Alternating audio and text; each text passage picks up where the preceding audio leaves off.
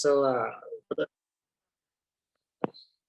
for the first time I saw live jives, took me back in the memory lane. It was very nostalgic. So I was an Isaacer a few years back.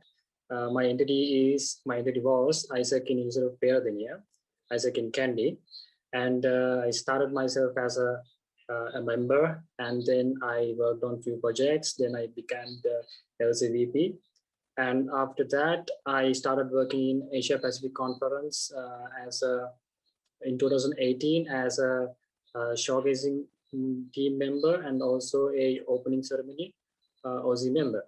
And then I started working in International Congress 2019, which was supposed to held in Sri Lanka, but unfortunately we couldn't because of the Easter Sunday attack. And after that, I applied for MC. I could not get through, but I applied for the GST, which is a global support team. And I was working there as a content creator for Isaac Global. And there I ended my Isaac journey. And a little bit about myself. I graduated from University of Peradeniya and from Faculty of Science. And right now I'm working as a professional photographer, a videographer, a graphic designer, and an animator. Basically content creation, digital content creation. I work with a few brands and a few famous people in the industry. One person is Charita Atalake, who is a talented musician and the man behind the concert, Koini Live in Concert. And I work with Lasit Malinga in his managing team. We are managing all his digital presence. And yeah, as of now, I'm doing all this stuff as work. And apart from work, as hobbies and stuff like that, I like to travel a lot. I like to meet new people, see amazing sceneries and stuff. I like to read books. I like to do gardening. I love plants and stuff like that. So without further ado, we'll get into the session, and I will tell you about the session topics in the next slide. So as I was asked by the OC, I divided the session into 3 sections. So the first one is important basics of photography, and the second will be handling the equipment, and the third will be starting from scratch and tips for mastering photography. So these are very basic sections when it comes to photography, because photography is a big field which we cannot train in few hours. So I thought of like giving like an introduction, a basic fundamental things about photography. So we'll start from the first section. Okay, so to start off, I thought of giving like a good example, a comparison between photography and painting. So this is to understand what, in a fundamental level, this is to understand what is photography is. So in painting, we use paint and ink, and whereas we use light in photography. In painting, we use painting brush, where we use camera as the painting brush, like the equipment. And in painting, we use the canvas, but in photography, we use the film, the digital sensor, as the canvas. So it is basically drawing, painting with light. So you can see in the camera, there's a sensor, and the sensor is sensitive to the light. Basically, that's the basic thing about the camera. That means the camera sensor is sensitive to the light, and light can make changes on the camera sensor. So we can record the light onto a sensor, and we can get an output from it, a physical output or a digital output. That means we are freezing a moment. That's what happens in photography when it comes to the camera. Let's go to the next slide. Okay, starting off, I'm going to talk about framing. Framing, when it's come to framing, it's a person once said, maybe the correct language would be how the fact of putting 4 edges around a collection of information or facts transforms it. That means we are putting an edge to set of information, facts, or colors, or some kind of a story.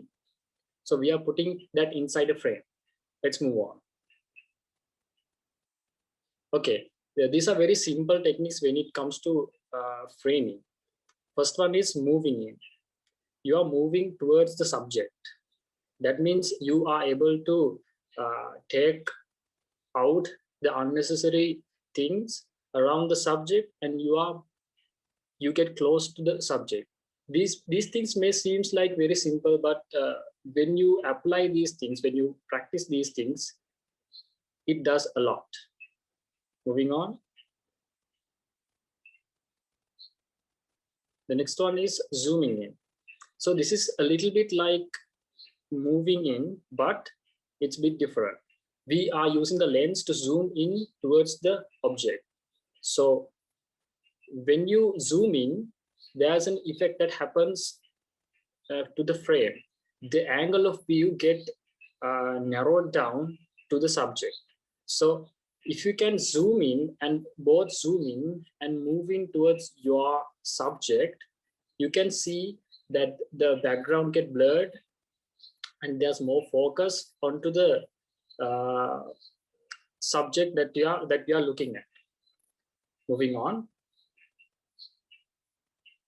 Okay, when it comes to zooming in, there's this the effect I talk about, the narrowing down of the view. As you can see in the image, from 18 millimeter, starting from 18 millimeter to 300 millimeter, when the millimeter amount is getting increased, the lens zoom in towards somewhere, right? So you can see that it has zoomed in towards the house in the red, right? So another thing happens when you zoom in. If you check the field of view in the right side, the figure in the right, the field of view get narrowed down. The purple color view is narrow and it's narrower than the orange one. The blue color is more wider. So you can see this effect happening when you zoom in. So these are very simple things, but as a collection, as a collective output, it will give you better results. Okay, moving on. Okay, another technique when it comes to framing is we can use the objects that are present in the moment to frame something inside inside. So as you can see in the picture on the left, the stupa is framed inside the leaves. So it provides as an edge, it provides as a limit. And in the image on the right side, you can see the flower which has been framed by the leaves on the water that was taken. This is a picture of a flower on a pond. So this is also a technique that you can use when it comes to framing. Moving on. Format. So there's a picture format that the two basic format types are portrait and landscape. So when it comes to portrait, we usually take trees, pictures of people in portrait format. There is a vertical format. So as also we can use that for buildings. And on the right side of the screen, you can see my nephew. He was 1 year old when this picture was taken. And the format portrait gives you an unstable look to the image. That means it gives the emphasizes the feeling of instability in the portrait format. Then we can move to the other slide. Okay, The other format is landscape. We are using landscape format to show some stability in the photograph. So this was a picture of a temple by the Bolgoda Lake in Panadura, as I can remember. Yeah, and that structure is lying on the shore of the Bolgoda Lake very peacefully and in a steady way. So I decided to use this landscape format to bring out that steadiness in the picture, and also I use black and white to bring that kind of a old feeling to the photograph. We can move on. And this is a picture that was taken in Muskelia by the Mausekale Reservoir. As you can see, this landscape, these mountains are steady anyway. You can get a feeling of steadiness in this picture. You can move on. Okay, then we come to lines and shapes. We can move on. Okay, sorry. Okay. First, we'll talk about straight lines. Straight line in a photograph. So as you can see in this picture, you can see few straight lines which are vertical straight lines, and also vertical straight lines. But there's a man between those straight lines breaking the rhythm of the straight lines. So in the breaking of that rhythm is where the focus, where it brings our eyes to the subject. Okay. Even in this picture, you can see a window, and it has all these straight lines, and the mother and the little kid in the picture breaks the harmony or the rhythm of these straight lines. And also, I should talk about the imaginary straight line. You can see on the right side of the photo, you can see three lamps. If you draw a line connecting all these three lamps, you can make a straight line. That means that line is imaginary. That line is, you can't see the line, but your mind can feel the line. So using repeating objects in a pattern that create lines like that, you can use that as an effective technique when it comes to using lines and shape for a photograph. Let's move on. Okay, the other thing is center. As you can see, the baby is in the center of the image. This picture was taken by a famous photographer, Steve McCree. I personally really like his work. You also should go and see his work, so you can understand that he has used most of the technique I have told in the previous slides. So you can place an object on the center of the image, and you can, as you can see, the boy's nose has been used in the line in the center. So you can use the subject, the objects in that way in the center. Okay. As you can see in this picture, he has used the eye of this lady in the middle, in the center of the photograph, as a technique that is being used. Can you on? And also we are going to talk about leading lines. In this picture, you can see the pattern of the decorations, and this doesn't have a line that physically, but there's an imaginary line that draws your attention towards the person in the ground. You can move on. And in the next picture,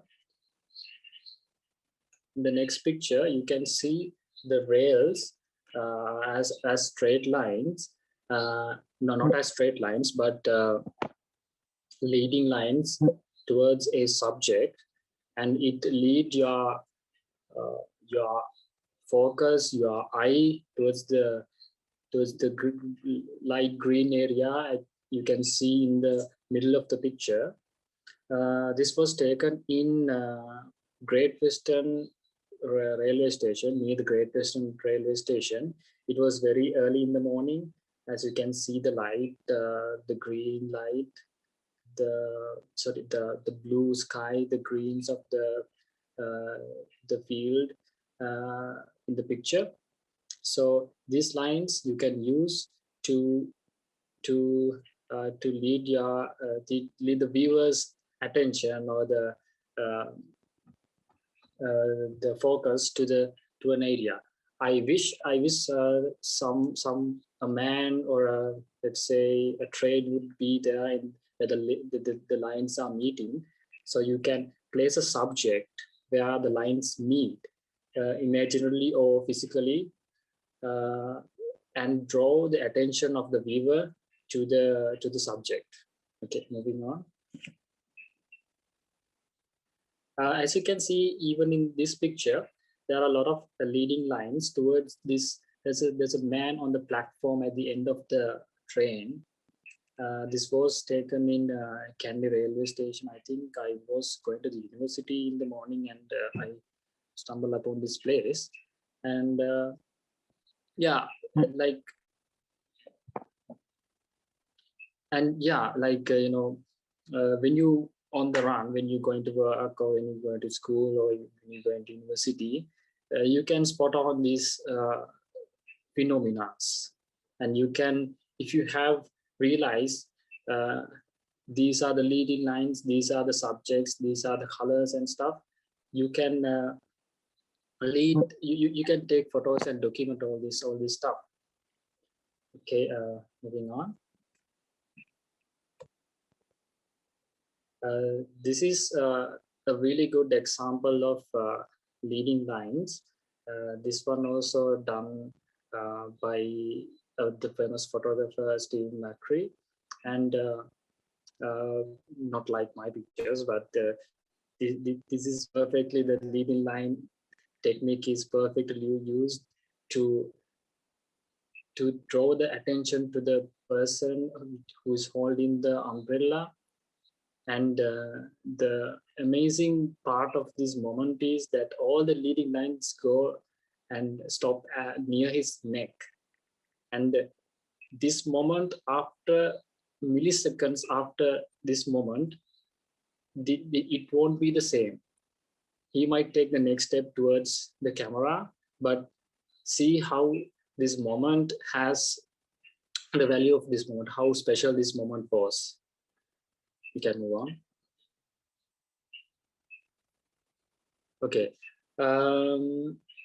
using shapes in your photograph, and using rectangles as subjects and as objects in a photograph. As you can see, there are two rectangles on the wall, and there's a like a nice texture of shadow that is over the rectangles which are frames. So you can use objects which has the shapes like rectangles in your photograph when you do the framing. We can move on. As you can see in this picture, there's a frame, a framed artwork. It has a glass, and from the reflection you can see another sculpture. So in this photograph I have used a reflection, and I have used two rectangles as objects, and the harmony of these shapes has been used as a technique for this photograph. We can move on. Okay, so here we have a lot of rectangles. I can challenge you to count them all, but As you can see, it was a tiled floor, and here someone said that you can do it. I wish I could give you a present for that. But as you can see, the pattern made by all these rectangles is broken with that little leaf in the middle. Also, the technique that we use centering object is also being used. See the symmetry of all these rectangles and the objects, the lines and everything. So you can clearly use those things to bring out a good photograph. You can move on. When we come to circles, using circles as a shape in a photograph. As you can see in this photograph, you can see a lot of circles, both actual and imaginary. And apart from that, the use of it's me. Apart from that, the use of light is here. The lights only hit the subject. It doesn't show the surface or anything. And you can see the smoke going through that light. So to explain the use of circles, this can be a really good example. So moving on. Yes, someone said that they can hear the picture. Yes, that's what good photography does. It provokes your mind to do to bring out all these feelings. So in this picture, I have used few circles. I can count like 2 circles, and I have used the colors to bring out the contrast between all these circles. I mean, yellow and red, they are very contrasting. Yeah, it's getting hungry, I know. It's yellow and red are very contrasting colors, and the geometric harmony between those 2 circles is broken by this kokis achu. That's what they call. So the background I have used white with a light background, so it brings the focus to the main circles which are present in the image. So here you can see the symmetry. The circles are in the middle, and the kokisatchu, the middle point of the kokisatchu is the middle point of the photograph. That also there. So yeah, using circles in a very symmetric and effective way can improve the quality of your photograph. You can move on.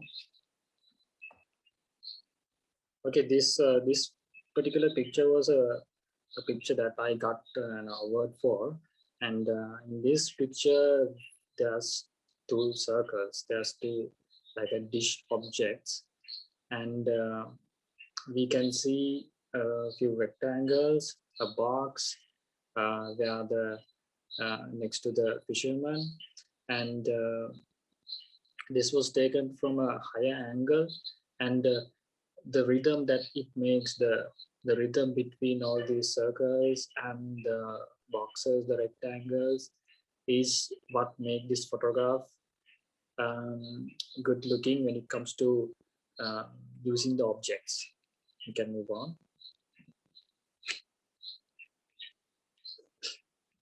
So this is a really good example for using circles when it comes to imaginary circles. You can, as you can see in this what here, you only see one part of the what here, but you can feel in your mind the whole what is there, right? And if you take the chilies, they are placed on a way that it creates a circle, and even the dish, the plate next to it, it also has a red circle, the white circle, the both are there. And also there's a spoon in the middle of it that break the harmony of these circles. So and on the background there's this the cloth, it's with a grid, it with a lot of rectangles. So using the shapes, the circles, the rectangles, the patterns and everything, the colors and everything, you can add a really good value to your photograph. So we can move on. Even here I have used the circles, first actual circles and also imaginary circles. The vegetables, the leaves are scattered in a way that it makes an imaginary circle. And the use of color is also there, black and the green. Sorry, yeah, black and the green. And the dish is black and the vegetable are green, so there's a contrast. We can move on. So this is also a good example for using circles. As you can see, there are lots of circles, both imaginary and actual. And also on the surface, there are lots of leading lines. There are rectangles, but they do not appear as rectangles, but you know that they are rectangles. And those the grid and the line, the grid that was created by all these lines is broken by all these circles, and the color contrast of the circles which gives the viewer a big focus, clarity to your photograph. So you can use circles as shapes to improve the quality of your photograph. Moving on. So there's not only circles and rectangles, there's triangles. So half of a rectangle is a triangle. So I have used triangle. I have used the triangles to give to bring out this harmony. So speaking of these shapes, using all this geometrical harmony, geometrical rhythm in a photograph will make the viewer feel like this is a new thing. This is a novel thing. This has some. It improves the quality of the photograph. Yeah, we can move on. So this was taken in Kandy railway station, and obviously there are leading lines. If you can notice, there are leading lines. And the other thing is there is a triangle. If you see the train, it's a triangle, right? It's a very long triangle. If you see the roof, it's a triangular shape.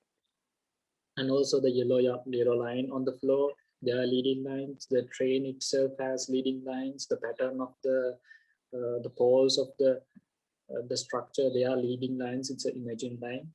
So you can see those effects, the aspects that I have used in this photograph. Okay, we can move on. So in this picture, there's only an imaginary triangle. This is the opening towards a lake. This was taken in Matale. And as you can see, the opening has a triangular shape to it. So I wish that I could remove the part that there's this branch in the middle of the triangle. I wish I could remove that. But if I couldn't remove that, this could have been improved. So as you can see here, you can use the shapes triangle to bring out the subject in your photograph. You can move down. So speaking of rule of third, we can divide a photograph into three parts, which are similar in the three similar parts.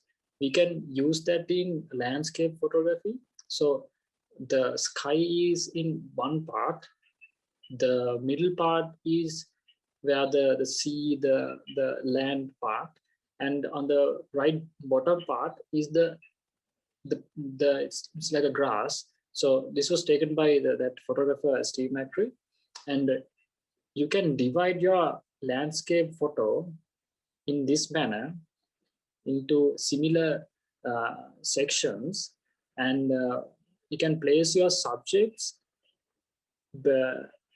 in the cross section of those sections. So as you can see, there's two people are walking on the grass, and it breaks the section between the land and the grass. So this is a good use of rule of third. Okay, moving on. And as you can see here, not only horizontally, you can divide the photograph vertically. So it will divide the photograph into 6 similar rectangles. So where the lines meet, the vertical and horizontal lines meet, you can place the important objects in your photograph. As an example, the man's face is in the cross of one of those lines, and the fingertip of that boy who's climbing the stairs, is in one of those lines. So this was a photo that was taken by Steve McCree. He's a really good photographer when it comes to using lines, shapes, and objects in a photograph. You guys definitely can go and check his work. It will be really inspiring for you. When I was a beginner, it was it really inspired me. It really inspired me to continue myself in photography. So we can move on. Okay. The other thing is movement. In movement, the photographs, they actually do not move, right? But we can give the feeling of a movement to a photograph by using few techniques. You can move on. First one is pattern and rhythm. So rhythm is a powerful device that we can use in a photograph. It is the repetition of similar objects. As you can see in this photograph, you can see the repetition of these fruits, which we call bilim, and the color of it also brings out adds some quality to the photograph. We can move to the next slide. To talk about rhythm, again, as you can see in this photograph, there are lots of leaves that are similar leaves, and it creates some kind of a rhythm into the photograph, but it has been broken by the little flower in the middle. So that the little flower is white, and the leaves are green, dark green. So in place of it is in contrast, right? So when you want to bring focus to your subject by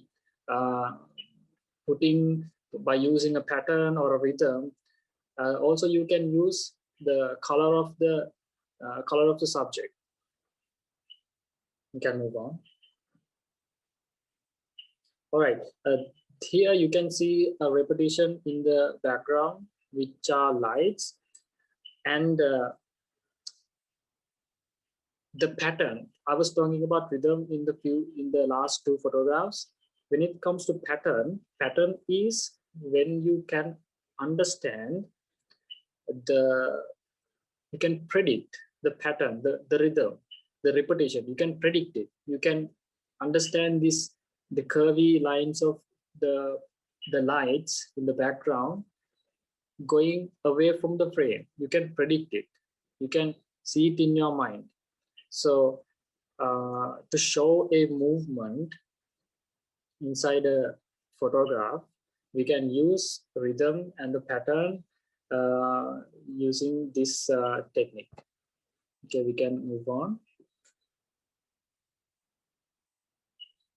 Also, another way to show of movement in a photograph is freezing the moment.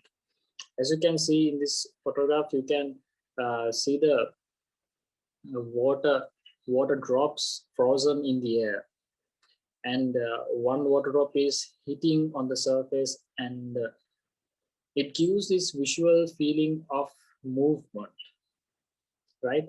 And as you can see, there's a circle which is not in the center, but it is in the center vertically, and there's a leaf, there's a flower on the surface which in contrast with the surface. Yeah, you can freeze a moment like this and uh, show a movement to the viewer's eye. You can move on. And also, one of the common technique when it comes to showing motion is using the water movement like this. This can be done by a technique called long exposure.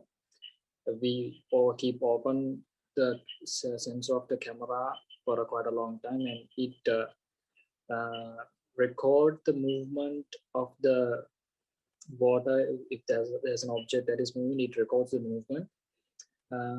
So in this way, you can show a movement inside the photograph. You can move on. So this was taken in Kandy Asalapura, where there was a time that COVID did not separate us. We were able to go out and take photographs of events that were happening. We was next to the Queen's Hotel. As you can see, there's a bunch of people in the background. The police is there, and this man was holding this flame right in front of us, and he was lightened by the flame, and the shadows and the shapes of his body was lightened, and he was still there in the means he was still without moving, but the parade is moving. So to show the movement of the parade, I have used this blurry, smudgy, long exposure technique to show the movement in this photograph. Can move on. Okay, so all the things I've talked about: framing, using lines and shape, movement. So all these things comes under composition. When you are a beginner, when you hear the word composition in a photograph, what happens is you get scared. It's not a usual English word that we all know. Composition. This photograph has good composition. So what is composition? So composition is consist of all the simple techniques I have explained in the previous slides. If you have questions about more about that, you can ask in the chat. We can move to the next section. Okay, lighting in photography. Lighting in photography is not a small area. Actually, lighting itself being the main part in a photograph. Without lighting, we can't make a photograph. So I thought of telling you some fundamental things about lighting in this section. There are two types of lighting. One is the natural light. That is, we get the natural light from the sun. It reflects its light on the surface of other objects, and it put out the light is reflect to the subject that we are capturing, and that light is reflect toward the camera. So the other technique is using external lights. The other technique is using external lights. We'll keep it in the slide here. The other technique is using external lights. There are thousands of ways to use external light. It gives us more control over the light in our photograph. And in the in the new technology, there are flashers, light strobes, light diffusers, and lots of equipments that you can use as external light. It's a big vast area. So I thought of giving you like a basic idea to lighting in photography. Now we can move on. Okay, lighting is, if you take lighting in this simple manner, it will give you like a very clear idea what is lighting is. As you can see in this figure, there's blacks, shadows, midtones, highlights, and whites. Blacks are the areas that are completely black. Shadows are the area which are dark. And the midtones are the areas which has both darks and the brights. And the highlights are the area which are more bright. And the whites are the complete whites. So this is what lighting is, right? This is what lighting is. Say the lighting source is coming from the left and there's no white light source in the right. This is how you can see it. We can move on. So using lights, we can give a 3D look to an object. As you can see the sphere here in the middle, there are highlights, midtones, reflected highlight. As you can see, the reflected highlight, it gives the 3D feel to that object. The shadow on the surface, the mention here as the cast shadow. So when you use external lights, you have the control. Say you are in a room which is completely dark, and you have all these lights, and you have the control of those lights, and you can light the subject in a way it gives a 3D feeling. It always has to be, there has to be like a balance between shadows and highlights. If there are only highlights, it will be like a flat photograph. It won't be 3D. If there's only shadows, there will be nothing visible. We have to look for the balance of shadows and highlights when you try to make it a 3D look to your subject. We can move on. As you can see in this picture, the most of the picture is black. The background is black, and the skin tone of the model is in mid-tones. No, it's actually in shadows. The background is in black, the skin tone is in shadows. There's only little part where you can see the highlights. It's the eyes. So this we can call a low-key photograph, which prioritize the shadows and the blacks and mid-tones, but less highlights. We can move on. In this photograph, these type of photographs are called high-key photographs. You can see a big percentage of highlights and white. The background is white, and when it comes to the skin, the cheeks, it's mid-tones. Sorry, it's highlights. Background is white, the cheeks are highlight, and we can see some mid-tones in the lips area, and only the eyeball is black, and some of the eyebrows are black. So this has more percentage of whites and highlights. So these two examples, I think you were able to understand what are shadows and highlights, and also mid-tones, and also blacks and whites in the most extreme ends.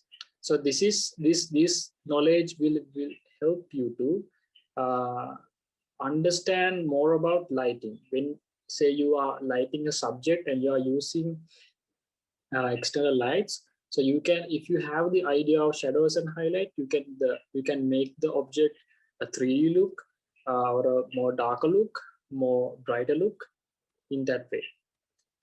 Right, we can move on. Okay. I think this is the last subsection of the first section, colors. So colors also has lighting. Colors also plays a big part in photography. But with the time, I thought of giving you like a basic introduction to get a good idea about colors. In the font, I have used red for CO, green for yellow, and blue for RS. It's because anything that we can see on a digital display, any color that we can see on a digital display are made of these three colors. It's a combination of these three colors. I can give you like a fun fact. If you multiply 256 into 256 into 256, you can get how many colors you can get on a digital screen. We can move on. So this is the color wheel, and I hope to talk about the color harmony between using the color wheel. As you can see, colors are a spectrum. It's an electromagnetic spectrum. The people who has done science for O levels and physics for A levels, you all know color spectrum. Also in chemistry, you can find color spectrum. So using the color spectrum, people have defined a color wheel, and it consists of all the colors, all the visible colors that we can find. So if I explain the first color harmony, these are called color harmonies. The names monochromatic, analogous, complementary, those are called color harmonies. So monochromatic is a color harmony. We use only one color, and from that one color, we will take like shades of it, tones from it, using only one color. I will bring you the examples in the other slides, but just keep this in your mind. In analogous color harmony, we are selecting one color and the subordinate colors, the colors near that color, right? We usually pick from 3 to 5 colors in that manner. So the next one is complementary colors. So you can see in the color wheel, you pick a color on one side and you pick the other color on the opposite side of the color wheel, right? So as a result, you get a set of colors.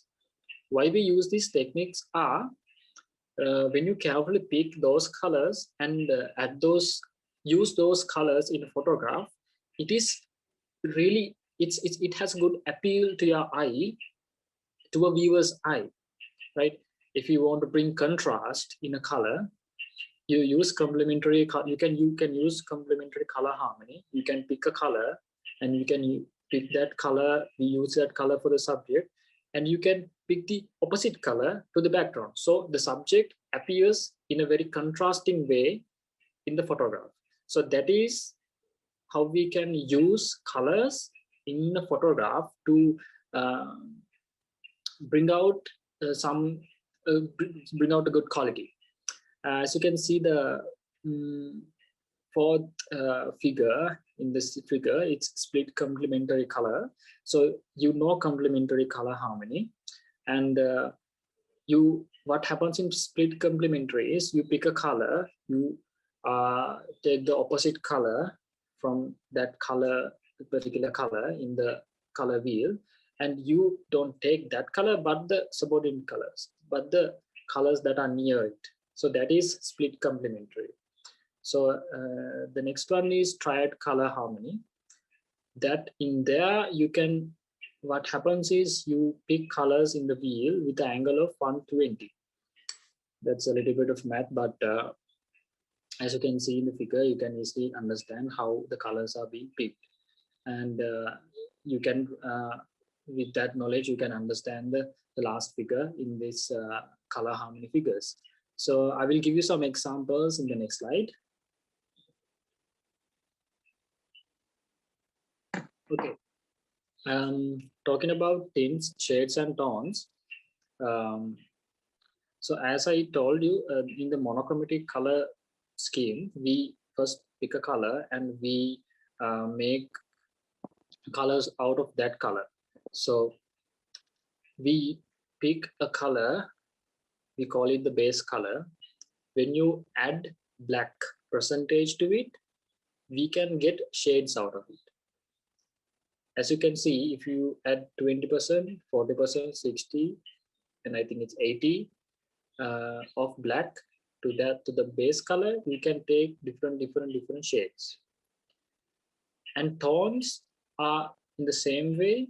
What happens is we add gray to it, so it gives some tones. And in the tints, we add white to it.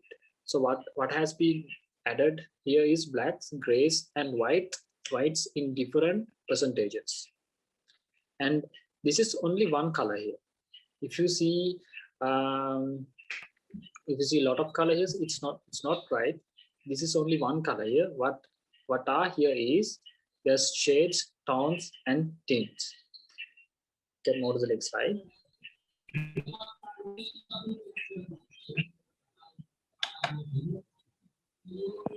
Okay, and somebody's asking question.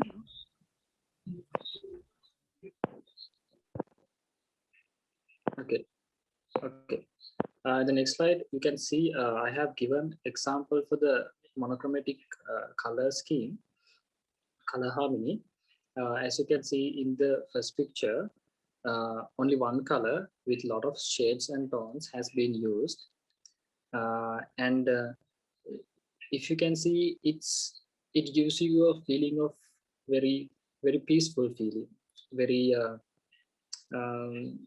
calm feeling in this picture using that color harmony. And in the second picture, it's not that soothing because there's like a big black space in the middle, but it's a good example for monochromatic, using monochromatic color harmony inside the photograph. You can move. And in the next slide, I have given an example for analogous color harmony. As you can see, the colors that has been used in an analogous way will give you much picture quality in your photograph. You can move on. And also using complementary colors, which are in the opposite side of the color wheel.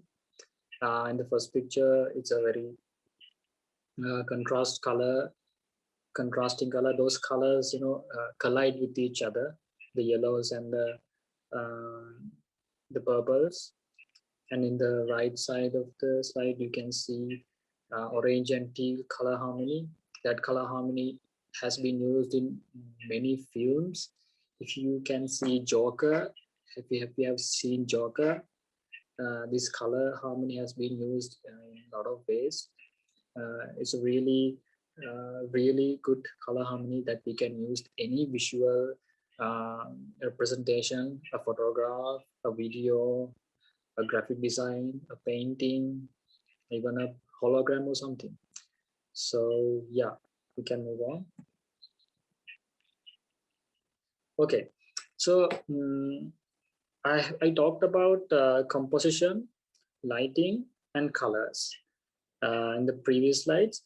And I thought of talking about mood and feel after talking about all those things. So a composition, a lighting technique, and some colors, the use of colors, will give you a mood and a feel to your photograph. Say a photograph with a lot of reds in it. It shows like an angry feel. A photograph with a lot of blues in it. It gives like a depressed, sad kind of feel. Also black and white photos. It gives like a very bold, very thinkable mood to that photograph. So try to use the combination of all those techniques, composition, lighting, and colors, and try to make moods in your photographs. try to express what you want to, what you feel in the photograph using all these composition, lighting, and color techniques. Okay, we can move on. Yeah, we have come to a serious topic. After that, after talking about mood and feel, I thought of it's a good point where we can talk about art. Art actually has no proper definition. Art is something that cannot be boxed or walled. Art is beyond definition. It's it has a lot of freedom. It has a lot of uh, infinite edges to it. It has no edges. So art is, for me, art is a way of expressing myself, expressing something I have felt. If I want to express how I feel about rain, I would take a photograph freezing all the water drops with a lot of blues in it, with a lot of wet flowers in it. So it's the way I can express that.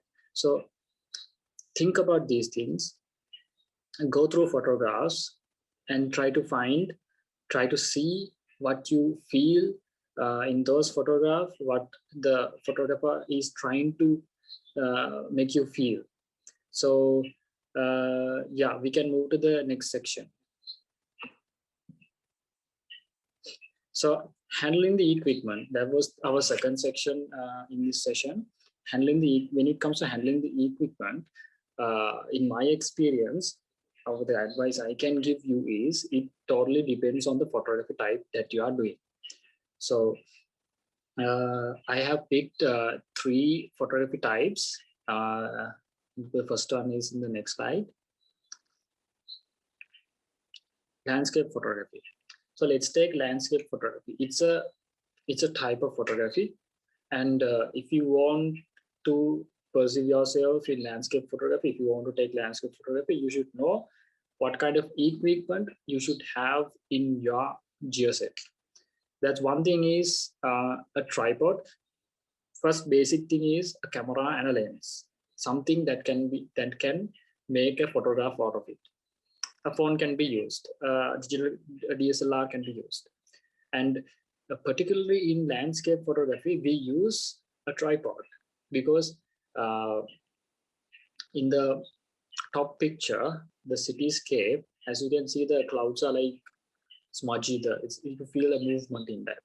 So it has been created using a technique called long exposure. To do a long exposure, you need a tripod, right? And you need, for the lenses, you need a lens that has a wide angle of view. So this is a wide picture. You should have a lens that can take wide pictures. It is simply like that. And in the right side of the slide, you can see a portrait format landscape photo. So what if you want to take the clouds in the photo are still, but what if you want to make the clouds a little bit smudgy? You need a tripod for it. You need to place the camera. You need to open the sensor for a little while to record the movement of the clouds. So for that, you need something called a ball head tripod, right? So selecting your equipment, handling your equipment totally depends on the type of photography you are doing. So if you have selected landscape photography, search on internet what kind of equipment I should use, and search also search why are they being used, because some people just tell you need this and that and everything, but some of them you really don't need. But try to look into the use of them and manage your equipment. We can move to the next slide. For portraiture, so when it comes to portrait, we use a lot of lights, and when it comes to portrait, we need a lot of focus to the subject, which is a person. So you need those particular type of lenses when you do portrait photography. And when it comes to lighting, if you are using external light, you need all these light sources. Also reflectors reflect the light and put it back onto the subject. And you can use all these stuff like backdrops if you are doing a studio photo shoot. Also, if you are doing the shoot on outside, you can use those light modifiers, light sources, the reflectors, as you can see in the right bottom picture. There's a portrait session happening outside. And so, as I mentioned, the equipment I mentioned, that depends on the type of photograph that you are doing. And I advise you to search for it, search about more details about what kind of equipment you should use according to the type of photography you are selecting. We can move on. So for product photography, so I selected landscape, portrait, and product as 3 photography types to tell you about how you can manage the equipment. So when it comes to product photography, mostly it's a studio work. It has a lot of lighting equipment, reflectors, and also, as you can see, there's a display at the right picture. As you can see a display. It shows the photograph that on the real time. You can see the photograph that you are taking. The purpose of that is so you can see little mistakes that you are making. You can see the lighting effects on the subjects on the screen. It's at that time. So those things are essential when it comes to product photography. So again, when it comes to handling your equipment, select what type of photography you are doing. If it's what type of photography you are doing, say wedding photography, portrait photography, event photography, and research about what type of equipment you should have in your bag for that type of photography. You don't have to go and buy all the equipment. Yeah, that's the tips I can give you when it comes to handling your equipment. We can move on.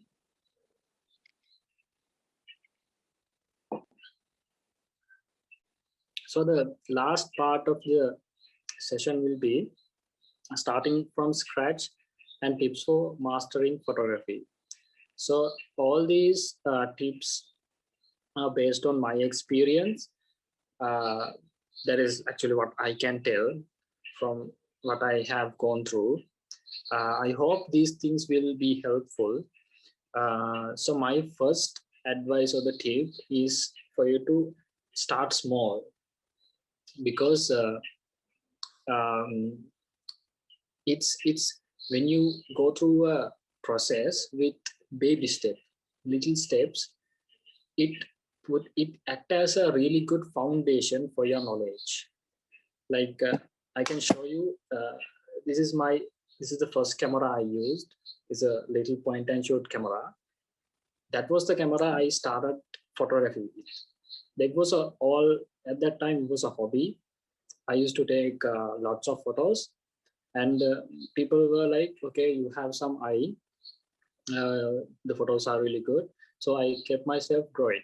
The benefit of starting small is, as you saw in that in this camera, it has like very small number of buttons. It's less technical problems are here, right? It's very easy to use. As a beginner, it's easy to use. So you can practice all these technical aspects, the things I've mentioned before, the framing, using lines and shapes, leading lines, curves, circles, and the lighting, the colors. So I advise you to start small in that manner and move on to bigger things. We can move on. And the other advice I can give you is practice is the key. It's not actually only from my experience, like this is applicable for any field. Practice is the key. Same as to photography, it applies. Practice is the key. What you can do is you can experiment all the techniques and you can go out there or inside home, take photos and put it into computer and examine those photos for all the color techniques, the lighting. Just take a photo and examine that how light has hit the subject and the lines and all those things. So when you keep practicing, you will understand the techniques, and also it will go into your muscle memory.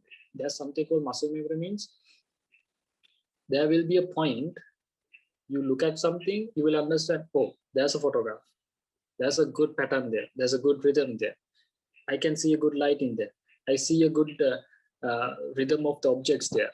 So that is when your muscle memory is updated. You are able to see all those things in an instant. So to get to that level, you need practice. You need to actually fail a lot. You will learn through all those failures, and you will be criticized a lot from other photographers and stuff. You can learn a lot from that, and also go through other people's photography work. You can learn, get inspired by all of those things. Okay, moving on. To create an artwork, you need inspiration. For me, mostly my inspiration comes from other forms of art, say a piece of music, a movie, a book I read, or a story I know. So those things inspire me to work on photography projects. It's like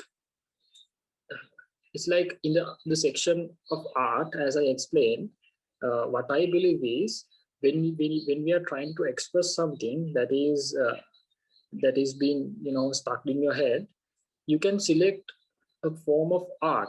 You can express it through a photograph. You can make a song about it. You can make a movie about it. You can write about it. You can write a book about it. So there are lots of forms of art.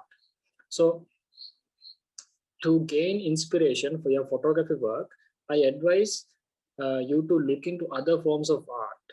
Or like inspiration can be found anywhere. It can be found anywhere. So look for them, try to grab them, and come out and make a good, come up with a good photography output. Okay, we can move on. The other thing I can tell you is to find your niche. So in the beginning, in the start of my photography life, I was struggling a lot to find what do I like in this pool of photography. I could only I could say I did not like much of wildlife photography, but I kind of like all the other type of photography. It took me a really long time to understand what's my niche is, what's my what is the type of photography I'm passionate about, what's the how can I put it into a bag and tell like, oh, this is this kind of photographer I am. So finally I was able to find myself that I really passionate about travel, lifestyle, and cultural photography. Those things mostly come under documentary photography, but it took me a long time to find myself that I like that type of photography. So my advice for you is keep yourself practicing, keep yourself experimenting, try to express things in photography projects, and go through the projects that has been done by other photographers and try to read about them.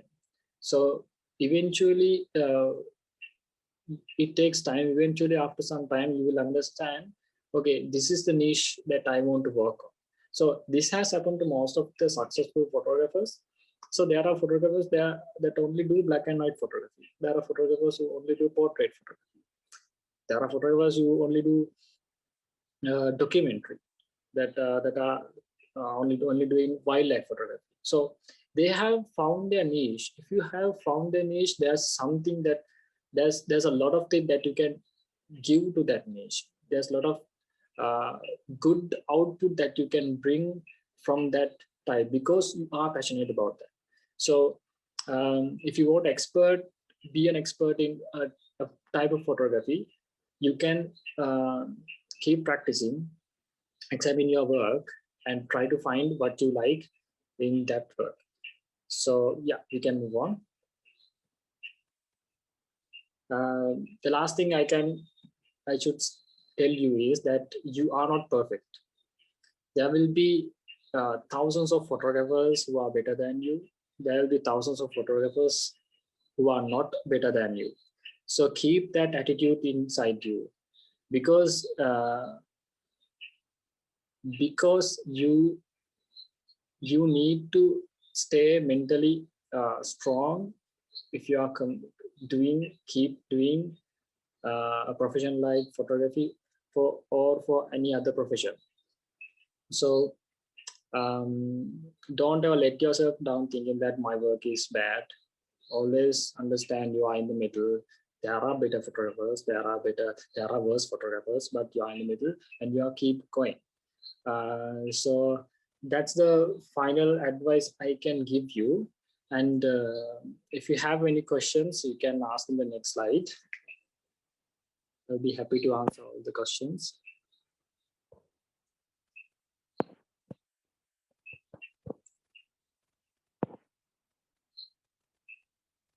You have any questions for me?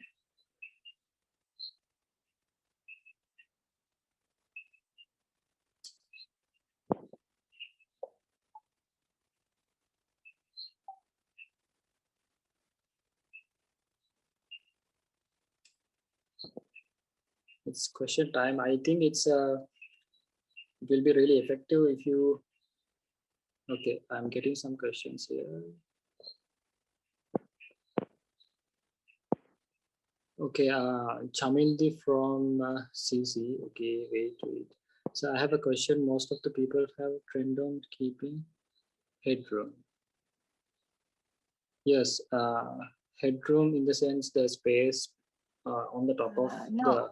I mean, they are keeping much more. It means rule of third. We have something called to the eye line, the first line. I can see some trend in keeping headroom more than that. It means more than enough. I think, yeah, more than enough. I think by that the focus will be damaged. Focused Right. object will be damaged. The view. So I want to know if that is correct or I like that. Okay. So answer I can give you to that is when we use rule of third, we can use a particular line to the level of the eyes of the person, and keeping head space is, it depends. So that you want to show the close up of the person's eye to tell a story about the feeling that that person is having at that time. So you can crop the photograph without having headspace. Say that you want to show something in the background, or the background is contrast with the color of the skin of the person, you can keep some headspace. So it depends mostly on what kind of feeling, what kind of mood you want to give out from the photograph. Close-up photos will like it says that I saw the those to their souls, right? So if you go for a close-up photograph, it's you're trying to show that person's emotions, a reaction, or if there are two people, the interaction of those people. So the answer I can give is it depends on the message or the story or the mood that you want to give. I hope that I answered your question. Yes, sir. Thank you. Okay, you're welcome. And Pranali from Candy asking, can you suggest some of the best tip for low light photography? Okay, low light photography. When it's come to low light photography, there's a equipment requirement that is that camera should be able to capture lots of light, and that the sensor of the camera has to have a good sensor that can capture even in low light situations. I think you meant that you want to capture low light, or you want tips on photography, type of photography, which is like in the dark situations. Yeah, like for low light. Low light in the sense pictures which are has a lot of darkness into it, or Yeah, like that. If there are too darkness, and it's always not good to take like using flash or something. There may also be some shadows. So how can we overcome those difficulties? right? Okay. If there's a low light situation, what we can do is we can use external lights. We can use a flash. There are lots of types of lights that we can use. Flash, strobes, or like a constant light, or some sort of light source. And we can use that flash and bounce onto something in that space. So there'll be like a bounce light which is more natural. If we use a flash directly onto that subject, it will blow out all the highlights and the shadows of that person. Say like you're going to cover an event and it's a low light situation, you know, we are very thrilled to see the roof is white, right? When we go to shooting events, we are very thrilled to see the roof is white, because we can bounce a light onto the roof and put it onto the subject. That light is very soft on the skin. So if there's like low light, you should use a camera which is very sensitive to the light, and also you can use external light. I hope I answered your question, Pranavi. Yes. Thank you so much. You're welcome.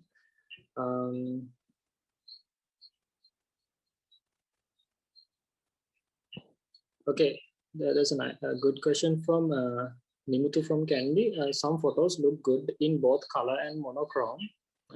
So how can we choose which one to go with? Again, my answer is it depends on the message or the story that you want to tell through the photograph. So most of the black and white photographs, they are very emotional. It has this emotional touch to it. And the color, if we like take the same picture, colorful picture of that, if the colors are telling a story, go with that color photograph. But if the black and white photograph supporting your story more than the color, go with the black and white photograph. And as I described, black and whites tend to be more emotional, more like very, moody and philosophical touch to it. And colorful photographs, they have a lot of excitement in it, because it's colors. If you use complementary colors, there's contrast. It has excitement.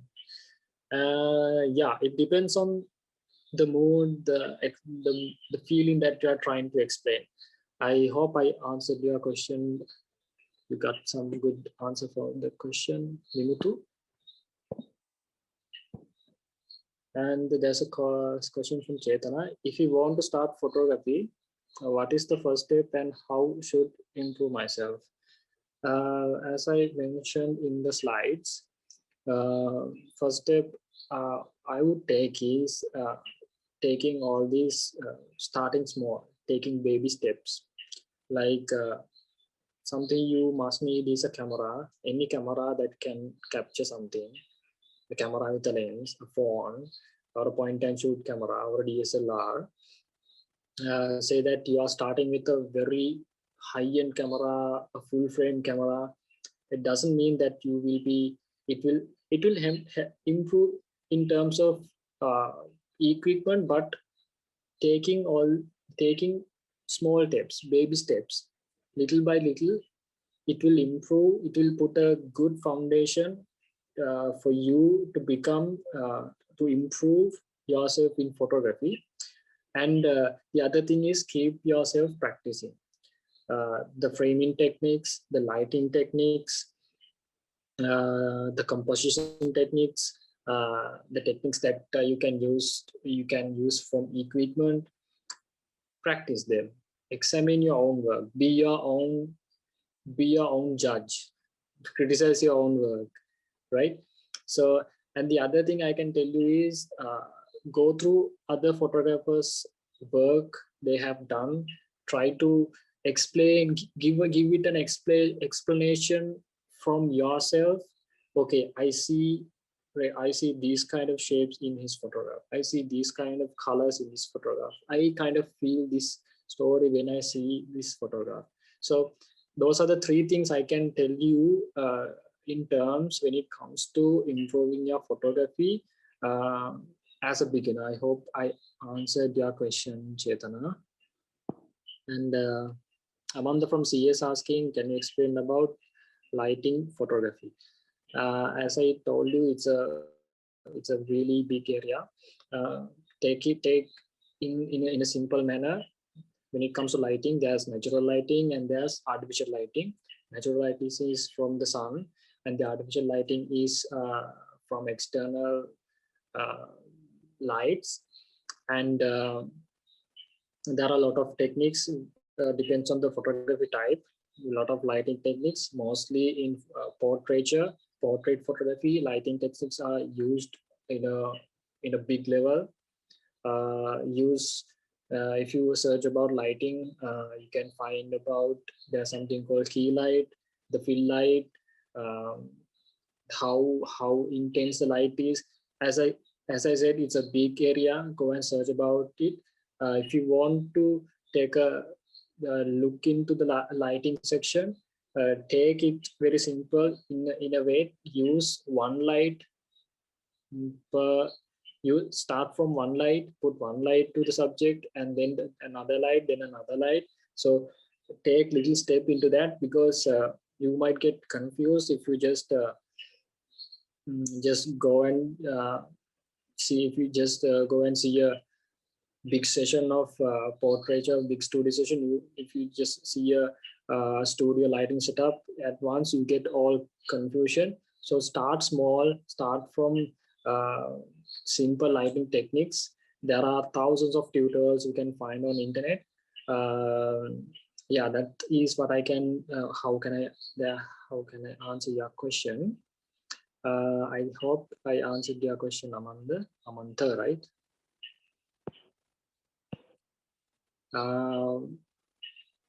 Chamini, I have a question from Chamini. Mostly in wedding photos, I mostly see that it has been a common thing in them, like a trend. I quite not understand the question, Chamini, if you can elaborate it. No, sir, that was regarding the first question about headroom. All right. You are the same person. Okay. Can you, from Sydney from CN, can you give me some tips when it comes to photography manipulation? Okay. That's actually, it has been there for a long time, photo manipulation. And it's quite apart from the tradition, but in photography, photo manipulation, again, what I can tell, it depends on what you are trying to tell, the story that you are trying to tell. Say that a person portraiture, a portrait photograph, a simple portrait photograph. What if you turn it upside down? It's something new, right? It's kind of a manipulation. It's a small manipulation. It's something new. So you are bringing something that is out of tradition, and that is art. And a person might find it, a person find it, people find it, the viewers find it amazing. Oh, this is upside down. Oh, this is this has like this has a double exposure. This has a different feel to it. So when it comes to photo manipulation, you have to have a lot of knowledge in editing. You have to have a lot of Photoshop knowledge. You have to know about blending. You have to have a really good idea about lighting, positioning, about perspective, about the when you use a photo, an object, a particular size, that is like that is the perspective, because you are creating something that is actually not there, right? That is actually not there. So you have to have all that knowledge. You have to have an idea. Say that there's an object on a surface, and if there's a light source from the right side of it, that object should be how the object should be lightened. So yeah, if you are trying to start photo manipulation, start learning all these editing softwares. Yes, that's the answer I can give. I hope I answered you well, Sidney. Yes, thank you so much. And I have another question. Amrit Shagar from CS. When talking about colors, can we achieve the color harmonies as soon as we take the photo, or will they be done through the post color grading? Okay, I have two answers for that question.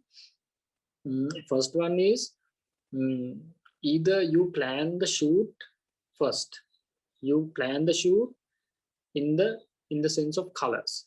Say that you make the set before the shoot. You are selecting colors in that way. You are selecting the color of the background. You are selecting the color of the person.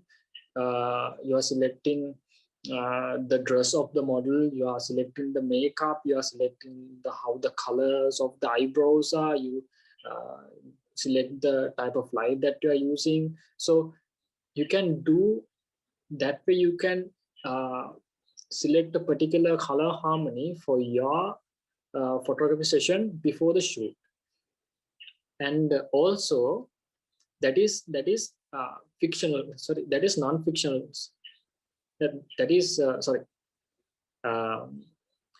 and in the post processing also you can change the colors. We have all the facilities in the softwares that we can change. Say that we pick the blues in the color in the photograph, and we can add another color to it. We can change the whole color to it. So it is possible. You can take the photograph and you can change the colors after in the post process using softwares. Just you have to be familiar with all the techniques. And in the industry, both those techniques are being used to maintain the color balance or the colors in the photograph. I hope I answered your question very well. And I have a question from Chetana from IIT. How should lighting be used in outdoor photography during daytime? So again, I can say there are two ways you can use lighting in outdoor photography. So when you are outdoors, it is lighten up the sun, right? So you can see the direction of the light, where the direction the light is coming from. Either you can support that direction and put another source with that direction and increase the light intensity on the subject, or you can bring another light source against a natural source and use that light on the subject.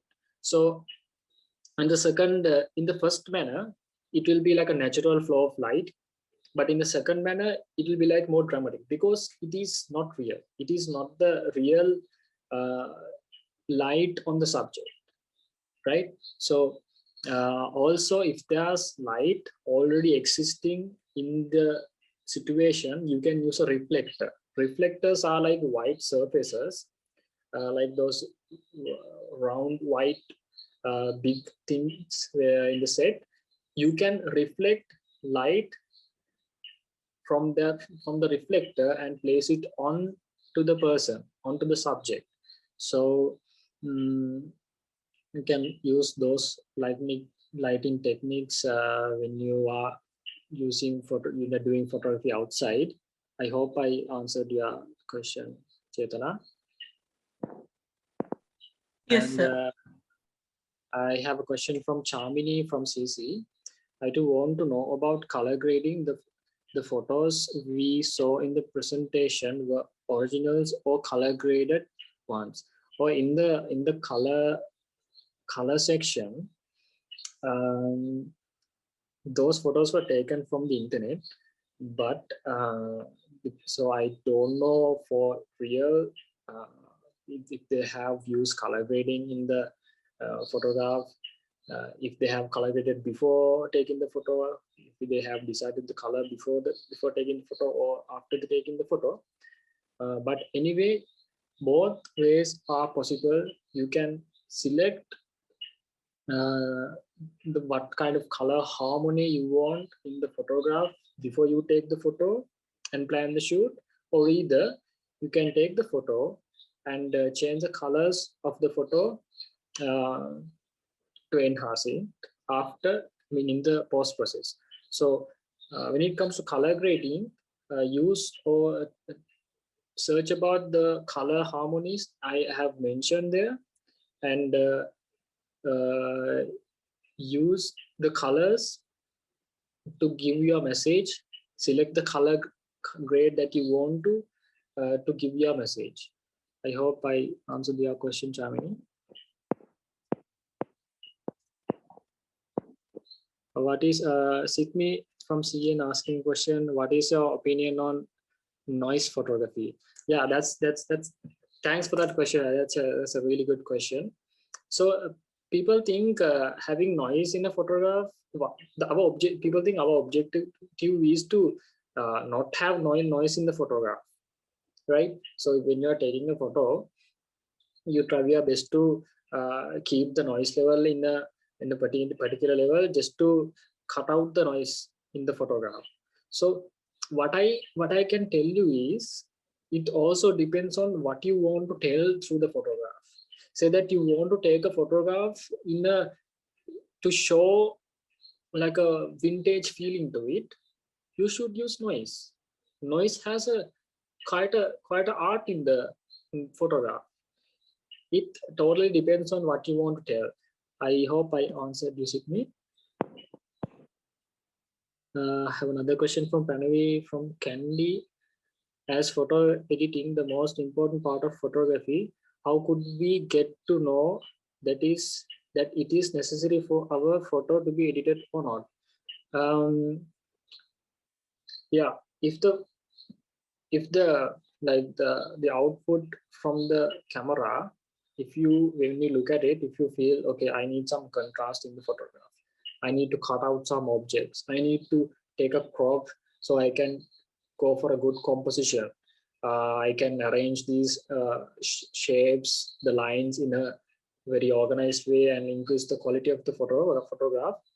Yes, go for editing. Never underestimate, never take out the editing part from the process, because it can enhance things, it can add a lot of value to your picture quality. So yeah, ask those questions from yourself, then you can decide whether to edit or not. I hope you answer your question, Brian.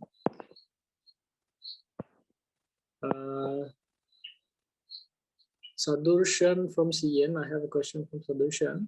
In case if the size of the photo is too high, after compressing it to a fine file size, can we get it to the same quality as before when we took the photo? Okay, there's something called resolution in a photograph. Usually resolution with a 100 resolution photograph is quite a good quality photograph. And also photograph, the dimensions are measured in pixels.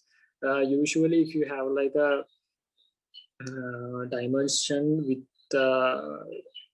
greater than 2000 pixels per each side, it's quite a good quality photograph.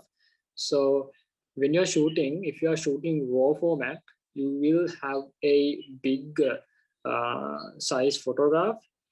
And the reason for that is it contains a lot of data in the photograph. It is not compressed from the camera. The JPEGs are being compressed from the camera, but the RAWs are not compressed from the camera. And yes, after compressing, it can take out some quality from the photographs, but if that compression is not taking unnecessary quality out of the photograph, that is fine, you can go ahead with it. But the things like when you are sending photos through WhatsApp, it compresses and you lose the quality, you lose the sharpness, you lose some of the details. So it also depends on the compression. But as I told you, if you have a good resolution and if you have like a pixel dimension like more than 2000 or 2500, it is a good quality photograph. We can go ahead with it. I hope I answered your question. I have another question from the same person. Are there any softwares for it, or can it be done through cameras? So compression, if you are taking JPEG outputs from the camera, the compression is being done from the camera. And if you're taking raw output from the camera, no compression is being done. And you can compress and reduce the quality, reduce the size of the photograph in both Lightroom, Photoshop, and I'm pretty much sure there are other softwares also.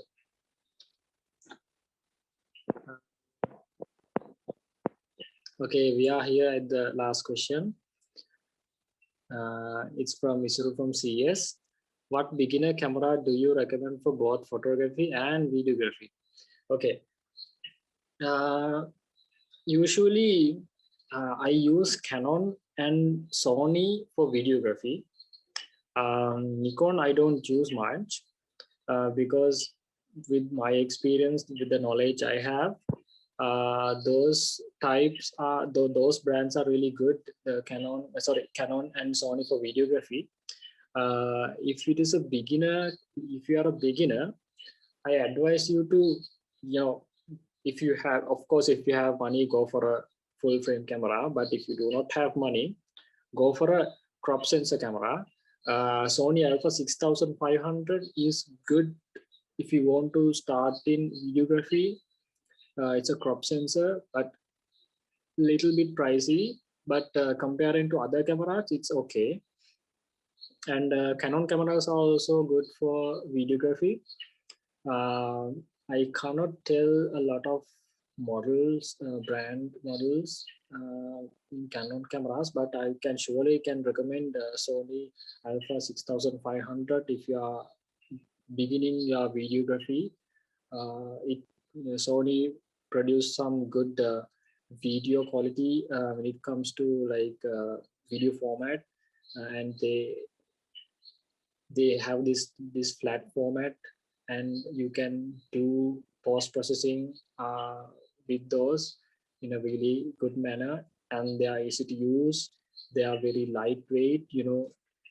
If you're carrying like a heavy camera throughout the whole day, your shoulders get hurt, it gets aching, your hands start aching. But Sony cameras, they have very lightweight structure to it. So I recommend Sony or Canon and those models if you want to begin with videography. And it's also good for both videography and photography. So thanks for all the questions. I really appreciate the engagement here. I think it was a effective session for you guys. I'm gonna end the session in the next slide. So these are the places you can find me on Instagram, Facebook, and 500px. 500px is a good platform where you can upload your photographs and keep it as a portfolio. And there's the number and the email. You can contact me if you have any photography projects, or if you have project ideas, or if you want to get tips on photography. So I hope I was able to give you like a good insight on photography using my lecture. So yeah. Thank you so much, Mr. Shakya Madagidara. I mean, it's clearly evident that you've inspired a lot of people here. I mean, your work was amazing, and we've actually clearly realized that it's not something simple. Photography is not something simple. It takes time to practice it, learn it. And I mean, it's really, really, you are really talented. And I think everyone can vouch for this also. So thank you so much for joining the session today. Yeah, so like Mr. Shakya Madagidara said, you can contact him on Instagram or Facebook or through his mobile number. So we have to conclude our session today. Thank you so much for the active engagement. And this last photograph, this specific photograph that we're going to take is not, it is nothing compared to what Mr. Shakya Madagidara has taken, but we do this as a, we do this to like preserve a memory. So please turn on your cameras. We'll be taking our official photograph for the day. So please turn on your cameras.